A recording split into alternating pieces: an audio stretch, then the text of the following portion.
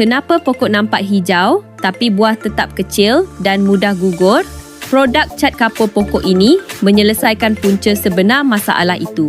Masalahnya bukan baja kurang dan juga bukan racun tidak kuat, tetapi kerana batang pokok tidak dijaga dengan betul. Lihat sahaja batang yang dipenuhi semut dan kutu.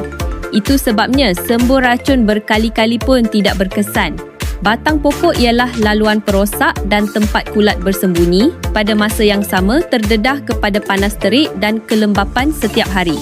Bila batang panas, lembap dan merekah, pokok mula lemah dari dalam, buah pun mudah gugur. Cat kapur ini membentuk lapisan perlindungan ringkas tetapi efektif. Ia memantulkan haba, mengurangkan tekanan cuaca dan menghalang semut serta kutu daripada naik ke pokok. Batang jadi bersih dan kering, kulat sukar hidup, pokok kembali sihat dari pangkal. Hanya sapu atau sembur nipis di batang 1 hingga 2 kali setiap musim sudah cukup. Cuba sekali, anda akan nampak perbezaannya dalam beberapa minggu.